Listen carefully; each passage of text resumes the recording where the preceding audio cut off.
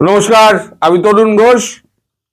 একটা সন্দেহ ছিল যে তারেক রহমানের শপথ গ্রহণ অনুষ্ঠানে ভারতের প্রধানমন্ত্রী নরেন্দ্র মোদীকে যে আমন্ত্রণ জানিয়েছেন তারেক রহমান, তাতে প্রধানমন্ত্রী বলেছিলেন যে আমি সময় বার করে যদি হয় আমি যাওয়ার চেষ্টা করব। কারণ 17 তারিখ যে অনুষ্ঠানটা রয়েছে সেদিনকেই আমাদের বিম এতে কি বলে ব্রিক্সের আমাদের বেশ কয়েকজন নেতা, যেমন ফ্রান্সের প্রেসিডেন্ট ম্যাক্রো, ব্রাজিলের প্রেসিডেন্ট, রাশিয়ার প্রতিনিধি, এনারা সব আসছেন। তাদের সঙ্গে একটা যৌথ বৈঠকের একটা ব্যাপার রয়েছে। সেখান থেকে এটা হবে মুম্বাইতে। সেখান থেকে এখন সময় বের করে যাওয়াটা তার পক্ষে মুশকিল ছিল, কিন্তু উনি চেষ্টা করেছিলেন ঘন্টা দুয়েকের মধ্যে উনি যদি ঘুরে ফিরে আসতে পারেন। উনি তো 8 ঘন্টার ব্যাপার, তো এখান থেকে যাওয়া আসা মোটামুটি 1 ঘন্টা, আর ওখানে 15 মিনিট কি 20 মিনিট ওনার উপস্থিত থাকা, একটা সৌজন্যতা দেখানো। কিন্তু লাস্টে যে খবর পাওয়া গেল তাতে প্রধানমন্ত্রী সম্ভবত যাচ্ছেন না। এখন না যাওয়ার কারণটা কি? না যাওয়ার কারণটা হচ্ছে মোট 13টা দেশকে, পার্শ্ববর্তী 13টা দেশকে বিএনপি তারা আমন্ত্রণ জানিয়েছে। 13টা দেশের রাষ্ট্রপ্রধানকে আমন্ত্রণ জানিয়েছেন। এটা খুব স্বাভাবিকভাবে এটা হয়, কিন্তু ভারতের সমস্যা অন্যত্র। সেটা হচ্ছে এই পার্শ্ববর্তী দেশগুলোর সঙ্গে যার নাম জড়িয়ে আছে তার নাম পাকিস্তান। এখানে পাকিস্তানকেও আমন্ত্রণ করা হয়েছে। পাকিস্তানের প্রধানমন্ত্রী শাহবাজ শরীফ হোক, উপপ্রধানমন্ত্রী কি বলে ইশাক ডার হোক, অথবা অন্য কোনো মন্ত্রীস্থানীয় লোক গুরুত্বপূর্ণ এলে শাহবাজ শরীফই আসবে, নাহলে ওর কোনো কাজ নেই। শাহবাজ শরীফ সারা দুনিয়া ও ঘুরে বেড়ায়, ওর কোনো কাজ নেই। যা কাজ করে সে তো হচ্ছে আসিম মনির করে। ও তারা পুতুল সরকার তার মাথায় বসিয়ে রেখে দিয়েছে যে এখানে অনুষ্ঠান উদ্বোধন করবি, ওখানে ফিতে কাটবি, এই সমস্ত আমাদের রাজ্যপাল যা করে আর ওনার তাই করছেন। তো পাকিস্তানের মুখোমুখি হবেন না বলে তিনি মোটামুটি জানিয়ে দিয়েছেন যে তিনি মোটামুটি স্থির করেছেন, অফিসিয়ালি কেউ জানাননি, স্থির করেছেন তিনি যাবেন না। তার কারণ হচ্ছে বিকল্প কাকে পাঠানো যায় সে ব্যাপারে উনি একটু আলোচনা করছেন, সিনিয়র কোনো নেতা পাঠানো যায় কিনা। কারণ জয়শঙ্কর থাকবেন মিউনিকে, জলবায়ু সম্মেলন নাকি একটা আছে, সেটা নিয়ে মিউনিকে একটা অনুষ্ঠান আছে, সেখানে হয়তো ডক্টর জয়শঙ্কর সেখানে উপস্থিত হবেন। ফলে ডক্টর জয়শঙ্কর উপস্থিত হতে পারছেন না, তার জায়গায় অন্য কেউ একটা গুরুত্বপূর্ণ কাউকে উনি পাঠিয়ে দেবেন। মোটামুটি পাকিস্তানের সঙ্গে মুখোমুখি উনি হবেন না। এটা প্রথমবার নয়। আমেরিকায় এর আগে একটা অনুষ্ঠান ছিল, সেখানে তখন আমেরিকাতে উনি উপস্থিত ছিলেন। সেটা তখন ট্রাম্প তখন ক্ষমতায় আসেননি, সেই সময় তো বাইডেন ক্ষমতায় ছিলেন। তা ডালাসে উনি উপস্থিত হয়েছিলেন, সেটা হচ্ছে ভারতীয়দের একটা সম্মেলনে উনি উপস্থিত হয়েছিলেন। কিন্তু ওয়াশিংটন ডিসিতে, আমেরিকায় থাকা অবস্থায় ডালাস থেকে ওয়াশিংটন ডিসি প্লেনের দূরত্ব এমন কিছু নয়। তো যেহেতু পাকিস্তানের প্রধানমন্ত্রী শাহবাজ শরীফ সেখানে উপস্থিত ছিলেন, প্রধানমন্ত্রী কিন্তু দেখা করেননি, মানে ওই অনুষ্ঠানে যাননি।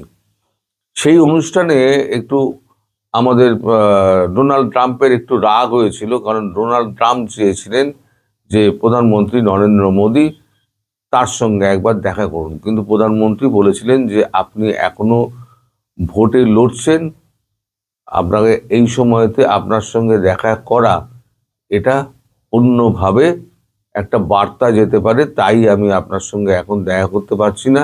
আপনি যেদিনকে প্রেসিডেন্ট পদে যেদিনকে শপথ দেবেন সেদিনকে আমি কথা দিচ্ছি আমি নিশ্চিতভাবে সবার আগে হাজির হব। সেটা উনি করেছিলেন। তো এখন এই যে তারেক রহমান যে 13টা দেশের যে তালিকা করেছেন, এখন দেখুন তারেক রহমান তার দিক দিয়ে ঠিক, তিনি সমগ্র দেশ বা পার্শ্ববর্তী দেশের সঙ্গে সম্পর্ক ভালো চাইবেন, এটা তো খুব স্বাভাবিক ব্যাপার, যে কোনো ম্যাচিওর নেতা সেটাই করবেন, উনিও তাই করেছেন। এখন সেখানে আমাদের ভারতের সঙ্গে পাকিস্তানের যে দ্বৈত সম্পর্ক, সেটা এতটাই তলানিতে নেমে গিয়েছে যে মানে মুখ দেখাতে কি বন্ধ তো বাক্যালাপও বন্ধ, এখন মুখ দেখাতে কি পর্যন্ত হয় না। হ্যাঁ, অনেক একটা অনুষ্ঠান হয়েছে, অনেক রাষ্ট্রনেতা এসছে, সেখানে পাকিস্তানের প্রধানমন্ত্রী দেখবেন এক কোণে দাঁড়িয়ে রয়েছে সামনে। এর আগেও একটা G20 সম্মেলনে আপনার দেখা গিয়েছিল যে চীনের প্রেসিডেন্ট শি জিনপিং, মোদি এবং রাশিয়ার প্রেসিডেন্ট ভ্লাদিমির পুতিন, তিনজনে সম্ভবত G20, ভুল হলে আবার ধরিয়ে দেবেন, সম্ভবত G20 সম্মেলনে ওই কথা বলতে বলতে চলে গেলেন, শাহবাজ শরীফ হাসতে হাসতে হাতটা নির্লজ্জের মতো বাড়িয়ে দিলেন। পুতিন বা শি জিনপিং, মোদি কেউ ফিরেও তাকালেন না। এই হচ্ছে ওদের অওকাত। তা বাংলাদেশের সঙ্গে যে কঠিন সম্পর্ক একটা চলছিল, মানে একদম টানাপোড়েন সম্পর্ক চলছিল, তারেক রহমান আসার পরেতে সেই সম্পর্ক কিছুটা বরফ গলতে শুরু করেছে। এই মুহূর্তে পাকিস্তানের প্রধানমন্ত্রী বা কোনো রকম তার অংশীদার সরকারের, তাদের সঙ্গে দেখা করে ভারতে আর বিতর্ক বাড়াতে চাইছেন না ভারতের প্রধানমন্ত্রী নরেন্দ্র মোদী। ফলে তিনি এই অনুষ্ঠানটা স্কিপ করবেন বলে মোটামুটি স্থির করেছেন। এবং কাকে পাঠানো যায়, সিনিয়র নেতা কাকে পাঠানো যায়, একজনকে তো পাঠানো হবেই, কাকে পাঠানো যায় সেইটাই এখন দেখা হচ্ছে। তবে এটা নিশ্চিত, যদি পাকিস্তানের প্রধানমন্ত্রী ওখানে না আসতেন, তাহলে 1 ঘন্টার জন্য, আধ ঘন্টার জন্য সময় বের করে নরেন্দ্র মোদী কিন্তু যাওয়ার মনস্থ করেছিলেন।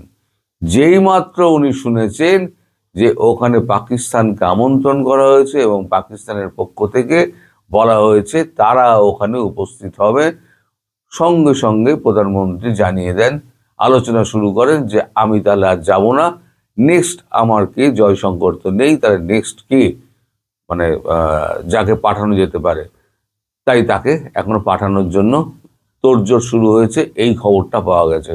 ফলে যে একটা ধোঁয়াশা ছিল প্রধানমন্ত্রী যাবেন কি যাবেন না, যে ধোঁয়াশা একটা ছিল, সেই ধোঁয়াশাটা কেটে গেছে। প্রধানমন্ত্রী নরেন্দ্র মোদী যাচ্ছেন না তারেক রহমানের মানে শপথ অনুষ্ঠানে। সেখানে ভারতের পক্ষ থেকে হয়তো কোনো সিনিয়র নেতা, হয়তো সিনিয়র নেতা, অনেক নেতা, সিনিয়র নেতা, তারা হয়তো উপস্থিত হতে পারেন, হয়তো রাজনাথ সিং হতে পারেন বা অমিত শাহ হতে পারেন, অথবা বিদেশের উপমুখ্যমন্ত্রী যারা আছেন তারা হয়তো হতে পারেন, যে কেউ একজন হতে পারেন।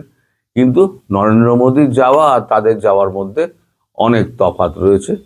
তো আপনারা বুঝতেই পারছেন, সেটা হচ্ছে আক্ষরিক অর্থে কূটনীতিতে যে ব্যাপারগুলো তৈরি হয়, সেটা হচ্ছে একটা বৃহৎ রাষ্ট্রের প্রধানমন্ত্রীর জায়গায় অন্য কেউ রিপ্রেজেন্ট করলো আর প্রধানমন্ত্রী রিপ্রেজেন্ট করলো, দুটোর মধ্যে কতটা তফাৎ হয়, মানে বিস্তর জল এবং তেলের মধ্যে ফারাক যেরকম হয়। তো এইখানে আপাতত আমি আজকে শেষ করছি। সবাই ভালো থাকবেন, সুস্থ থাকবেন এবং সাবধানে থাকবেন। নমস্কার।